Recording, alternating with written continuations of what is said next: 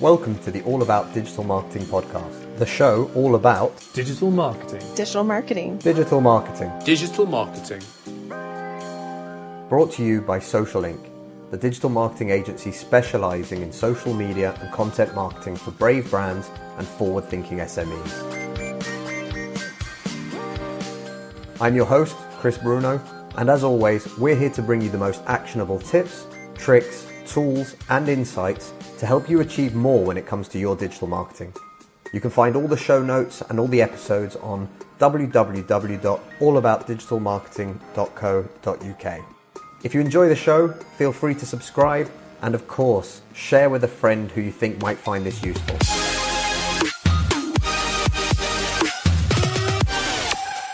Hi, everybody. Today I'm joined by Nick Entwistle, founder and CEO of 1 Minute Briefs and Bank of Creativity. Nick has been involved in the creative process at both large agencies, his own agency, and more importantly, an online community that he's built to more than 20,000 followers. In this episode, we're talking about creativity, but more importantly, we're talking about how social media marketing should be done. No matter what stage of your marketing journey you're at, or how big or small your company is, you'll find some interesting insights into brand voice, remembering to put the social back in social media, and weirdly enough, remembering that no one cares about you. We hope you enjoy the episode. Remember, leave any feedback or subscribe if you enjoyed this, and feel free to share with a friend. Hey Nick, thank you very much for joining us. Thank you for having me. It's always a pleasure, and I always enjoy our conversations. We have done a live AMA, I believe, a little while back. Although actually, I say a little while back, it's probably a year ago now already for Social Link. Time flies, isn't it? But yeah, that was a really good thing to do, and I'm looking forward to this one. Well, fingers crossed we can make it as good for everybody else as well. I know we enjoyed the chats.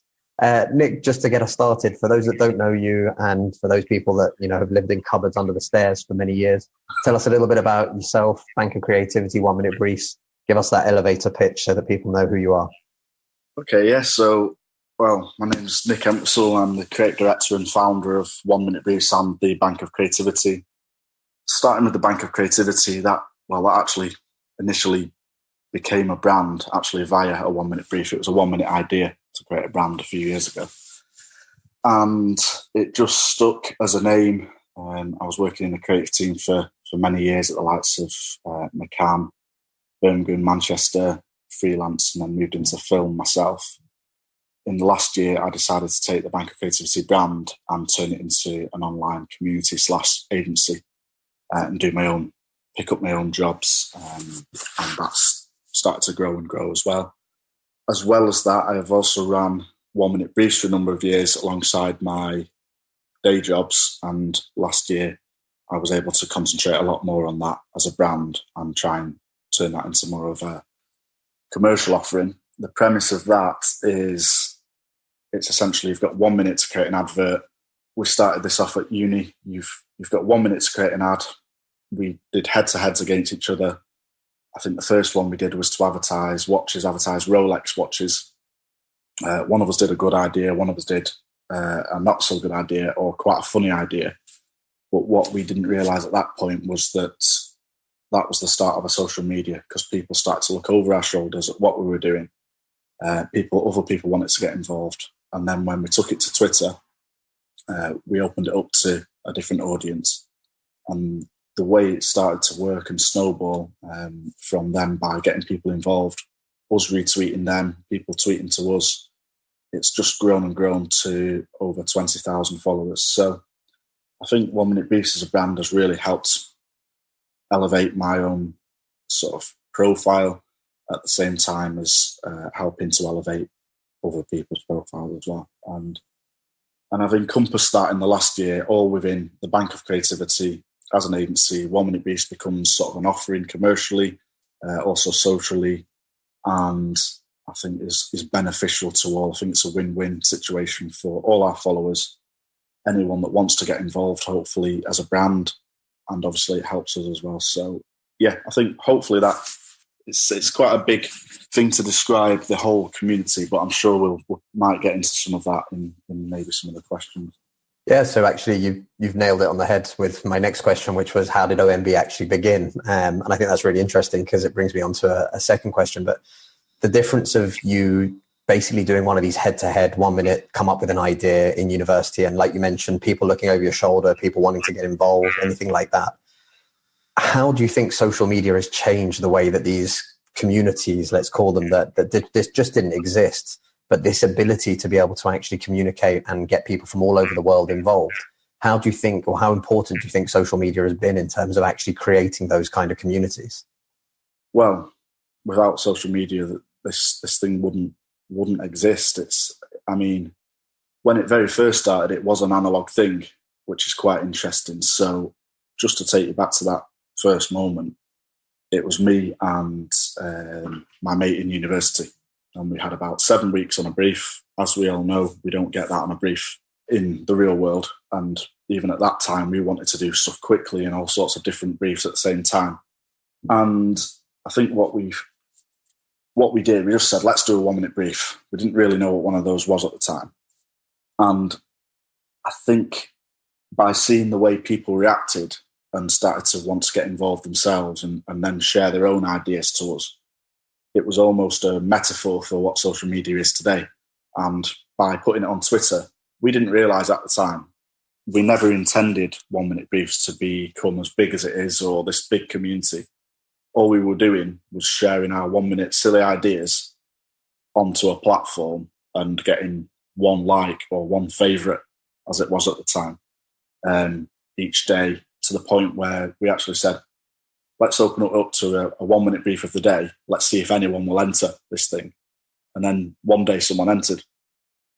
But because people are tweeting to us, they're also tweeting to their own followers. So it takes you back to that analog moment where people are looking over your shoulders. So your friends can actually see it and they think, oh, I'll do one tomorrow. And then the next day, and then it just snowballs. But I think what social media has done is taken that first moment where we did a 1 minute brief in a room full of students and taking it onto a worldwide scale, because there's so many people from different countries now getting involved in 1 minute briefs.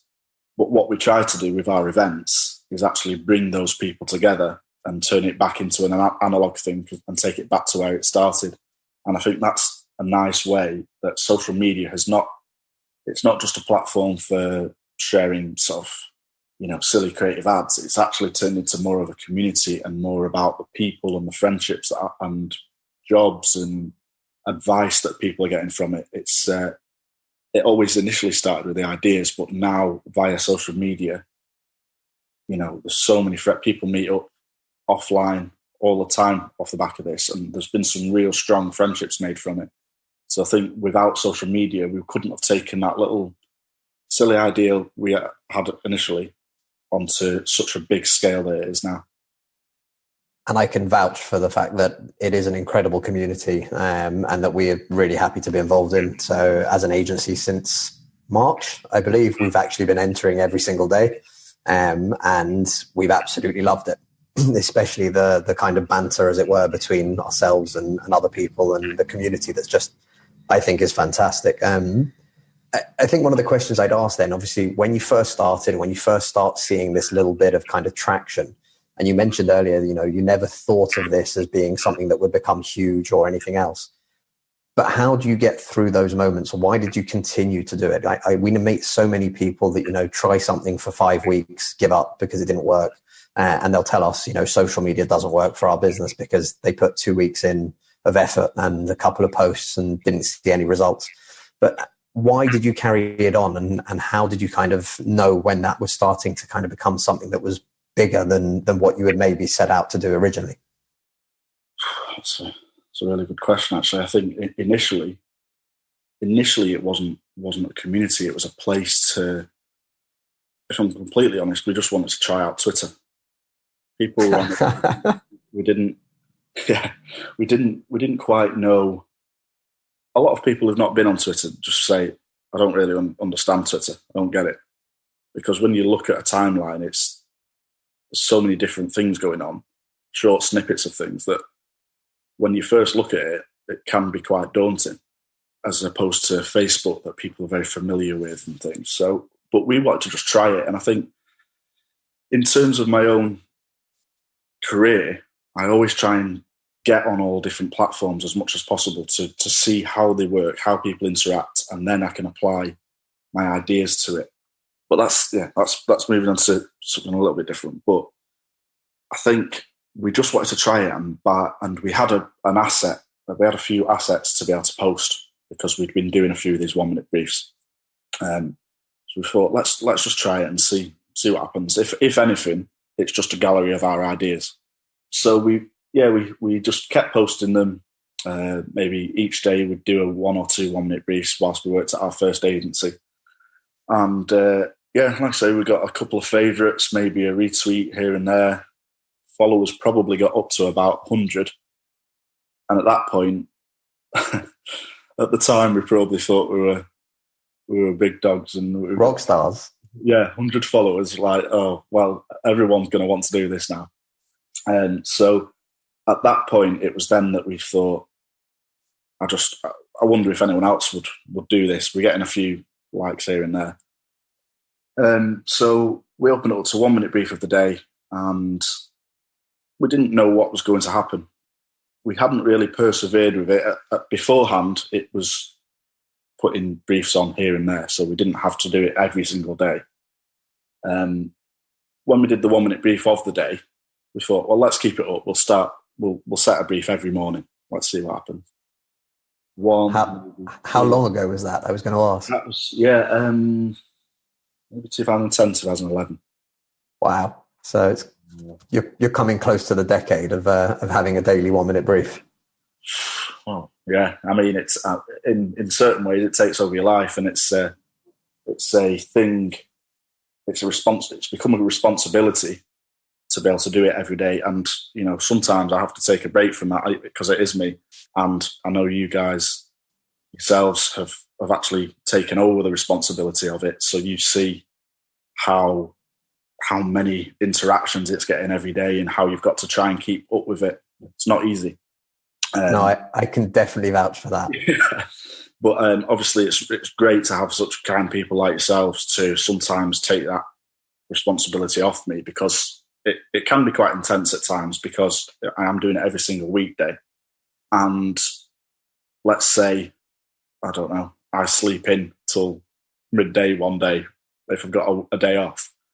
In a way, I can't really do that because I'll get people tweeting because they'll be waiting for today's brief. So it's quite a responsibility and quite intense at times. However, the rewards massively outweigh the time that I put into it. And going back to the original question, sort of persevering with that and not sort of giving up on it when it becomes a responsibility, I think you sort of have to stick with it. People are sort of expecting something that, in particular, and I think that's a great thing if you can actually achieve that through your own social media. Let's say it's not about 1 minute briefs; it's about something. If you're posting something every day and people are waiting for that moment, then you're onto a winner, because people are going to be connected and coming back to your social media feed every day. But again, going back to the original one, we didn't really know what we were doing. What I would say is, advice-wise, is just sort of stick at what you're doing, see what happens, and don't expect to know all the answers when you first start as well, because it's grown and formed and gone in different directions, and people have then asked us to do talks, people have asked us to do workshops off the back of it, and it all started with just saying, right, does anyone want to do a 1 minute brief? So start small and don't try and take on the world and think you're going to go viral. We never expected this. If we'd have thought we were going to, let's try and get 20,000 followers and create this big, massive community, I personally think may well have failed and probably would have needed a lot of investment. So I think just start by being active and posting each day if you can. And who knows what might happen off the back of it. We never expected all this, and but by adapting to what's going on. Let's say we're getting. I mean, when we first started doing it, we posted all of them on a blog spot at the end of the day. I made at the time decision after probably about a couple of years.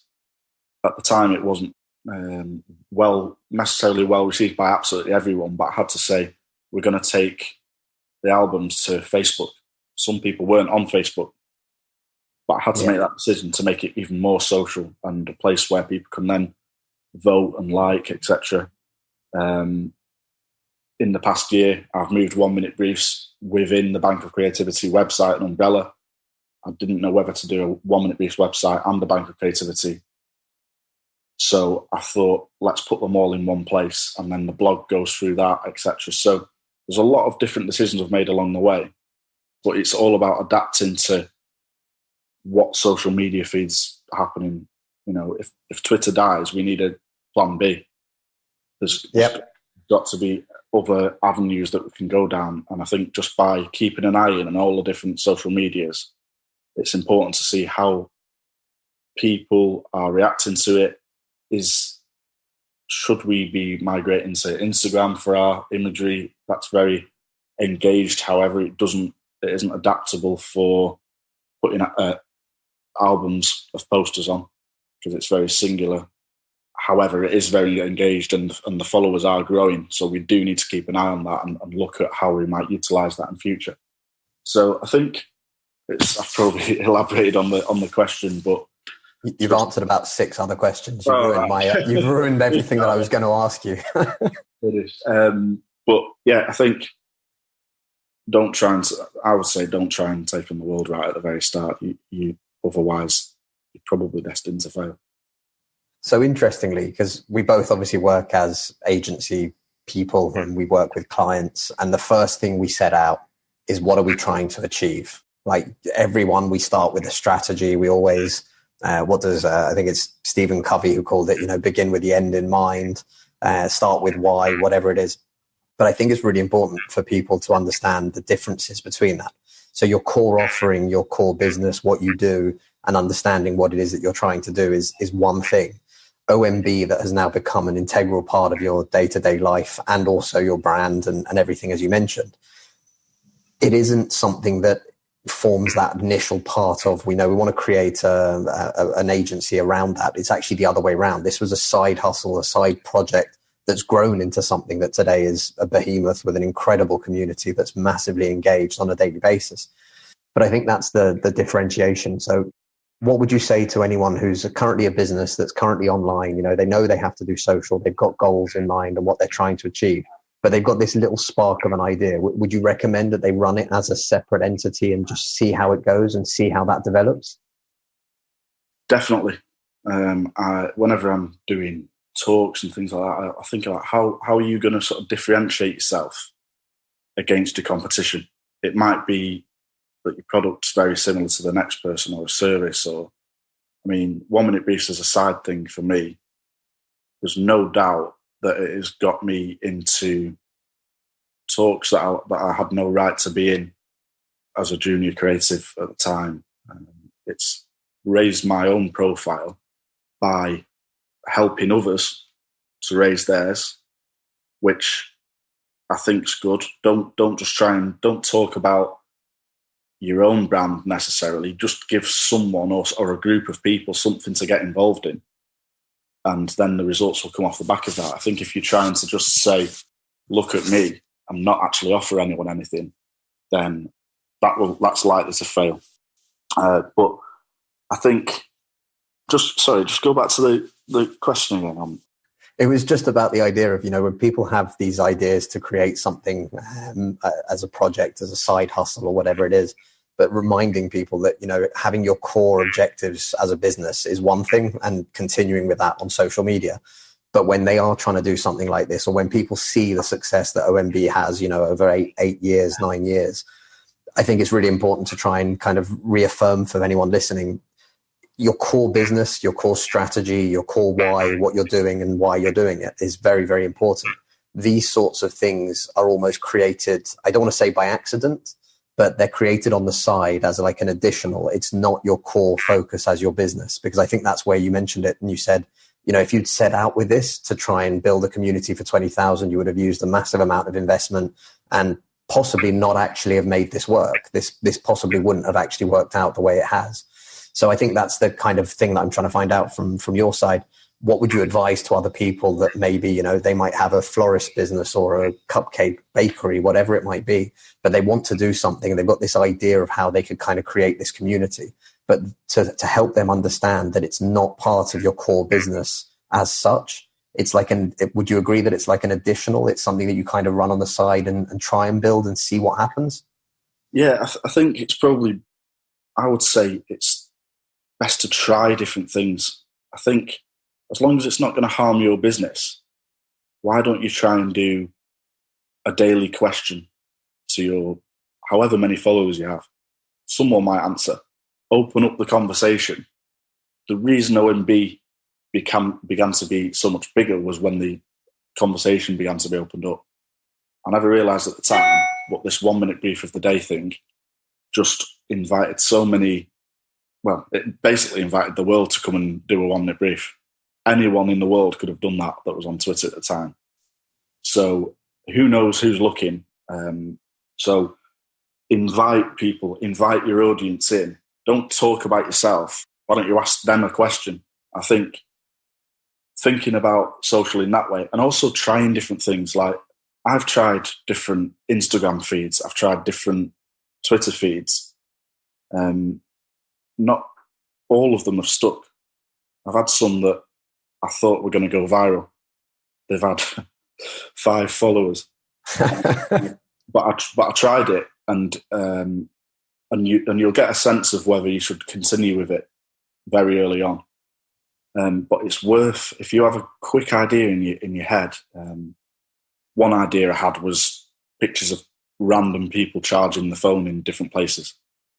Just because people are so desperate to charge a phone, like they'll charge it, they'll stand with it coming out of the ceiling, or that's and it was just a silly idea I had. I thought, you know what, people will love this. It's a feed. Guilty as charged, I called it, or something stupid like that. And I thought people will love this, but it just didn't pick up. So I just thought, I tried it.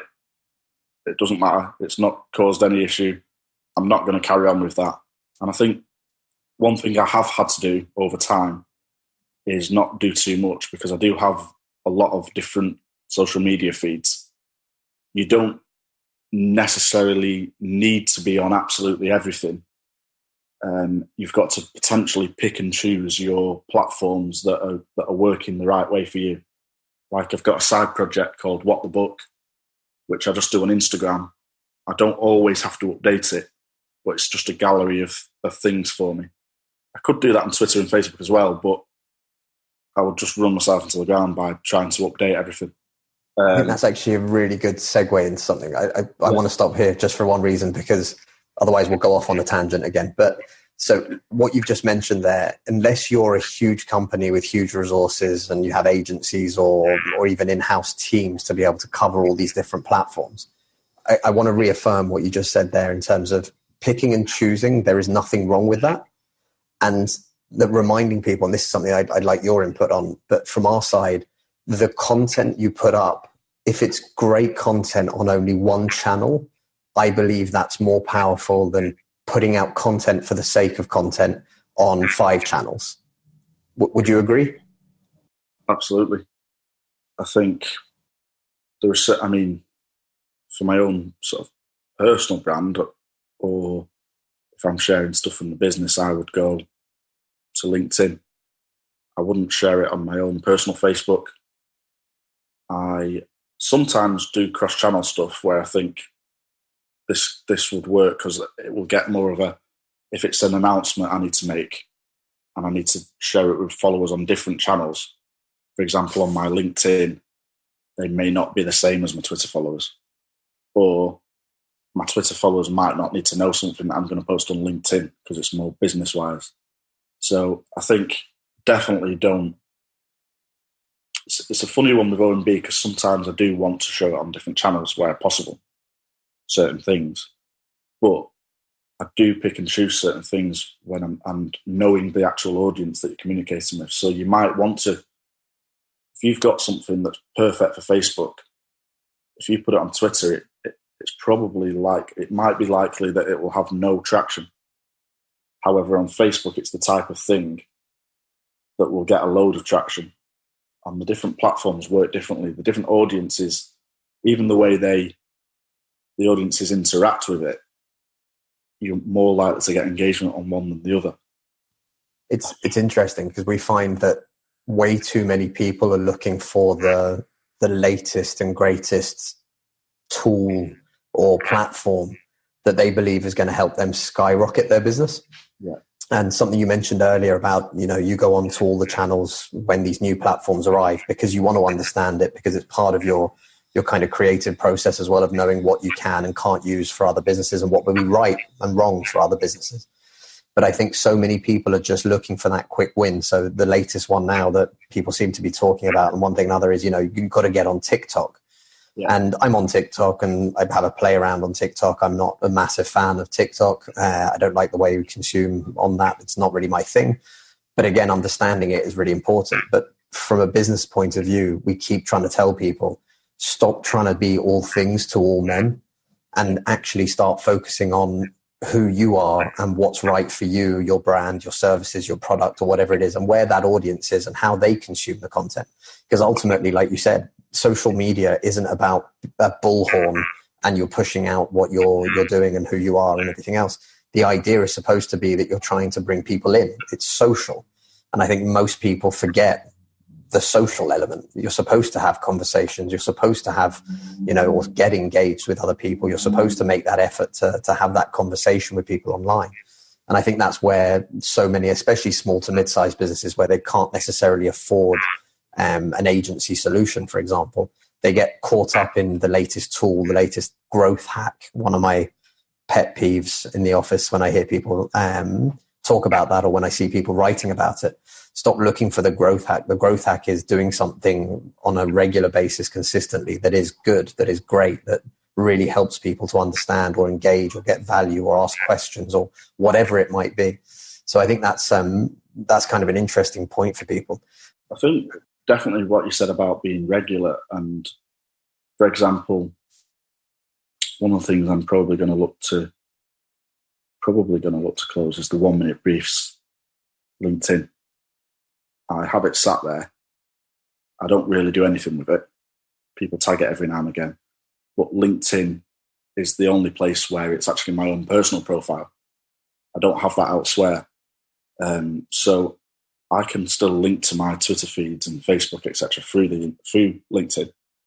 I don't need to have something sat there that to be honest, I've not got the time to do it. It's not quite relevant.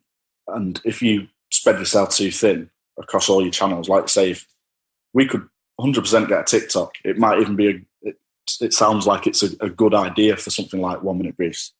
But if I'm not going to be able to devote the time to it and devote the resource, then there's no point doing one thing now and then be inactive for 5 months. So I think it is important to streamline and do what is working best for you. And that might be the most traditional medium or the oldest one, like Facebook, that's just you don't need a Snapchat feed if you're a builder's yard. It's that sort of but people do it. Or you might be the builder's yard that just does TikTok and makes it famous. I don't know.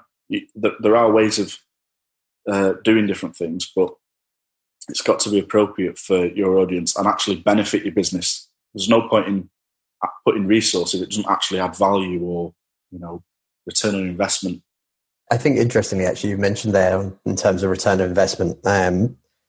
I agree completely that everything you should be doing should be helping to build your brand, to build the awareness, to build your end goals, KPIs, which are usually for most businesses, we want to sell more or we want to make more money. But I think there's an element here actually, and I wanted to ask you about this and what your opinion is. I had a conversation recently, and the person very much was of the opinion or of the belief system that everyone else is doing this. People are creating blog content and video content and one thing or another. Well, what's going to make me stand out? Why should I do it if everybody else is doing it? And what's the direct return of investment that I'll get? So if I input £2,500 into social media tomorrow, what do I get out of it next week? And when I have those conversations, there's something inside me that dies a little bit. But basically, from your point of view and your opinion, and then again, you've just sort of mentioned it there, you want it to be adding value to who you are and to what you do as a business. But there is something, I think, to be said for not looking at it in terms of, I spent 100, what did I get back? Because I think there's a much bigger picture, especially with digital, especially like you said, building communities, having conversations, relationships that are made online, all of these things that a lot of them don't actually have trackable metrics. When we've all grown up past the idea of, oh yes, we got 100 likes. And like you mentioned at the beginning, 100 followers, sort of rock star status, but realizing that's not actually the metric that is important for OMB. The metric that's important for OMB, how many people enter these briefs, how many people share these briefs, how many people are engaged in that conversation, that are bringing other people in, that are bringing other brands into it, how much of that awareness is built because of that. And I think from my side anyway, I kind of get frustrated when the only conversation is about ROI. But at the same time, I completely understand that you're looking at what the values are. So from your point of view, what's the biggest value that people should be looking for when it comes to social media, digital marketing? Well, I think awareness is a huge thing. Visibility. Thinking back to, I don't do as much TV stuff these days, but thinking back to doing adverts for sofas on TV. Sometimes you do. You go straight to the website and buy a sofa. Or you might see the advert again, second time. Quite like the look of that. What brand? And then you see the logo at the end and it's in your head. Or let's think back to Go Compare. When you need that particular product or that service, when your insurance is up, what's in your head? You might not get a return on investment on a social film or post. You might be posting regular posts for weeks, but your followers are seeing your brand. They're connecting.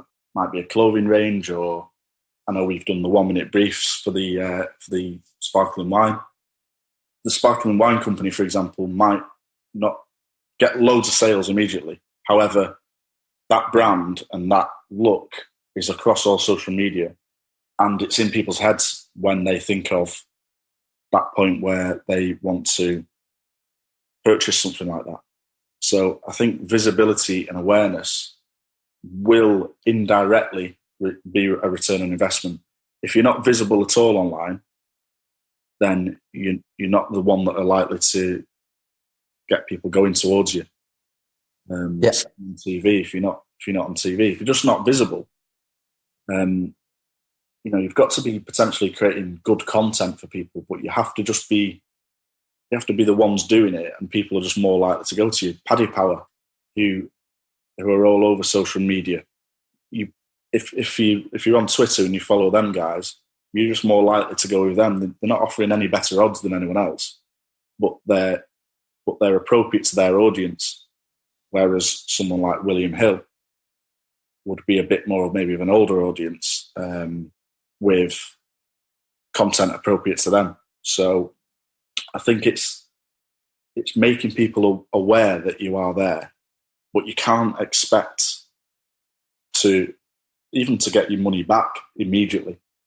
But if you keep sustaining it and keep building your followers and things like that, that money will return to you. And going back to the 1 minute briefs model, I worked on it for years completely free. No commercial gain, because I had to build up to a certain amount of followers to be able to, at that point, we had a value of our offering to ourselves, to a brand, a potential brand or a cause, as well as our followers for getting their work out there and raising their own profile as well. So only then, by building something like that, were we able to.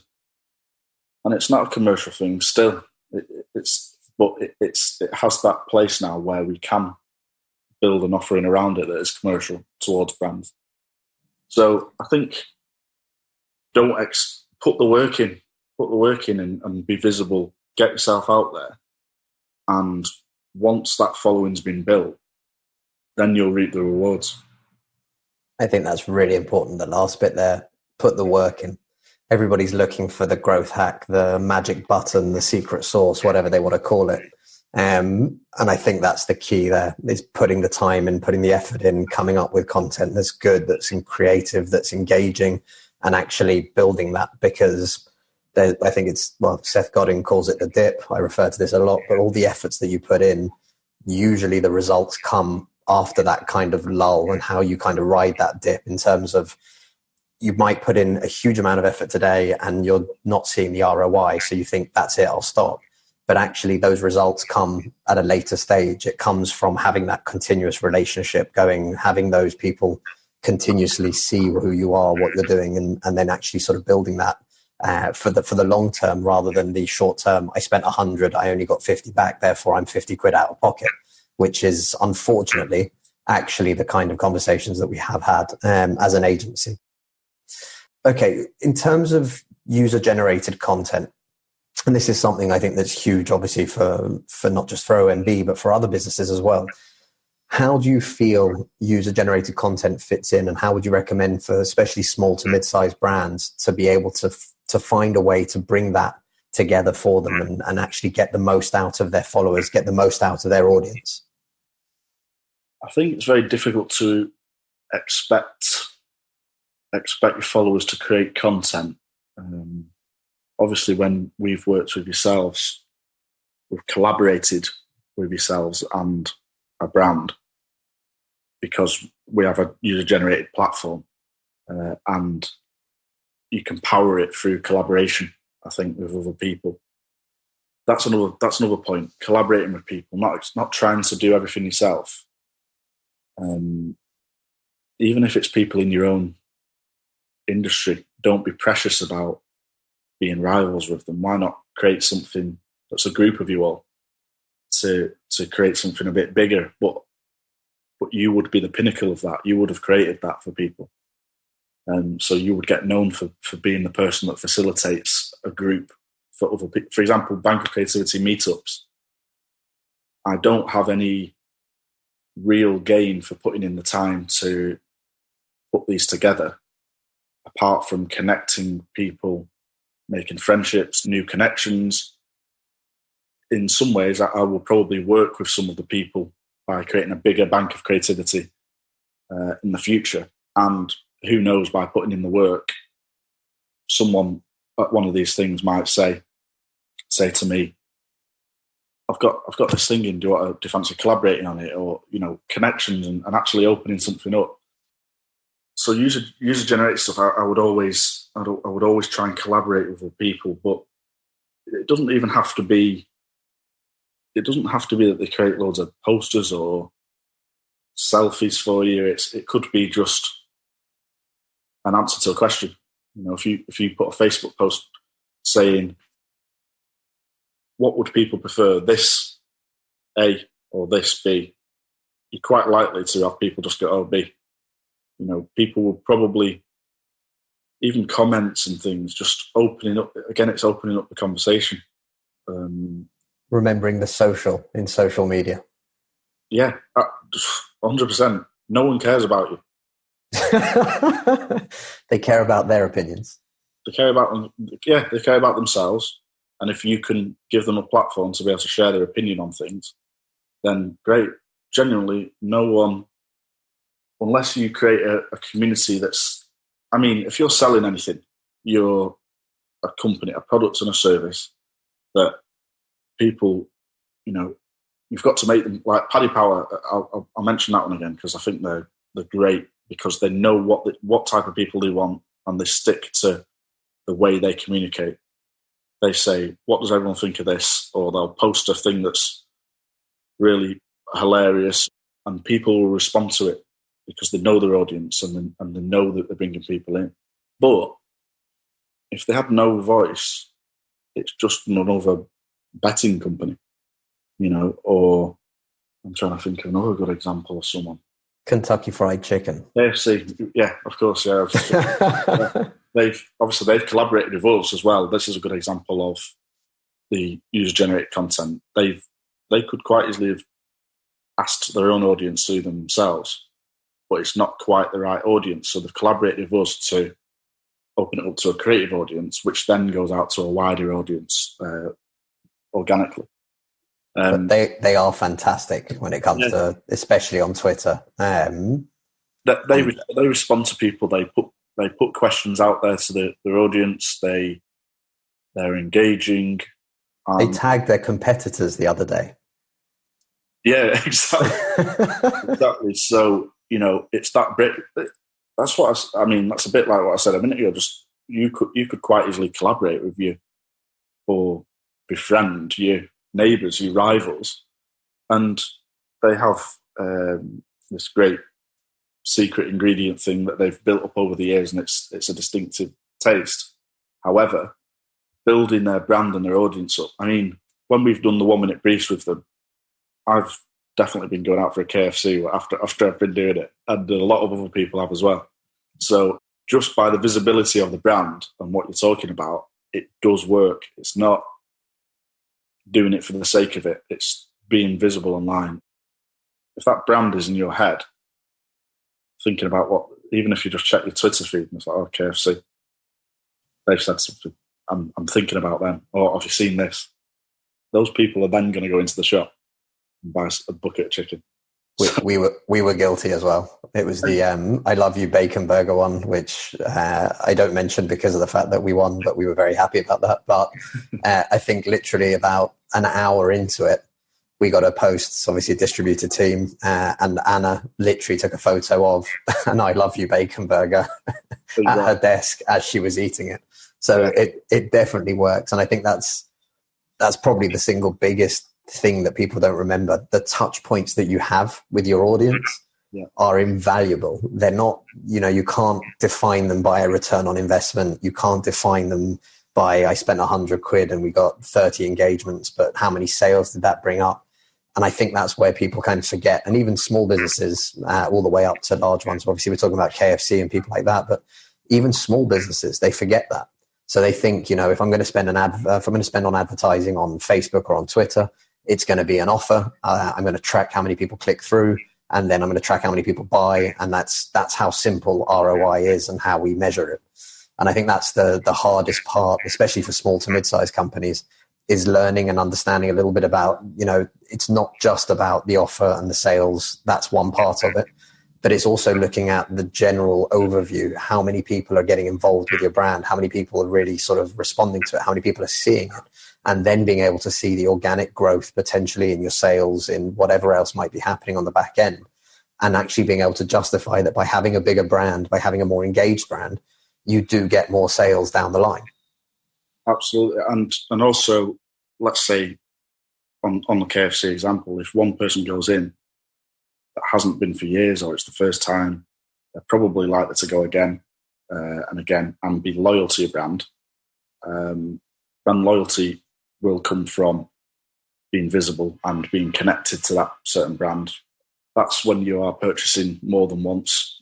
I'm just thinking of an example that came to my head then. If you're a window company, what content can you do? Can you make them exciting? I don't know, but you can. I mean, KFC do it with chicken and chips and burgers and things. So a window company can do it, It doesn't have to be about windows and sales and offers. It can be about going out in the daytime or looking out, that type of thing, and things to do or stuff like that. So they can do it and they can connect with their audience through content and responding to people. But if that leads to one sale for a bigger company that sell bigger products, and you've spent 6 months on your social media, something when it's a bigger purchase will probably pay for your entire social media. Yeah, off one sale. Yeah, with one sale through your windows for your house. So it is important to just be visible and be that person that you will have rivals, but you've got to just stand out from them in one way or another. One window's no better than the next one, but the person that's being active on social media is much more likely to get someone. If I know of someone or I'm following them or the brand's in my head, the brand name, I'll just probably go to them rather than, sometimes I might go to Google, but if I've got someone in mind in my head, then fully search them. So again, going back to visibility and just being on there.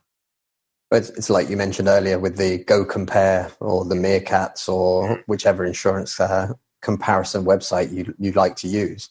But the thing is, though, again, you don't necessarily need it right now, and you're not going to get a return on investment of me watching the TV and quickly typing it into my phone and then going, wow, I need to get my insurance. But the honest truth is, like you said, you get to the end of the year, your insurance renewal does come through and you go, I'm just going to quickly have a look at, and there's no one has any issues remembering which ones or what those website URLs are, whether it's the annoying Go Compare singing man or the little ferrets or meerkats. Sorry, not in France they're called ferrets. They literally copied the brand completely. But yeah, I agree. So that additional kind of touch points, that those brands that you're engaged with on social definitely get the rewards at the end of it. Yeah.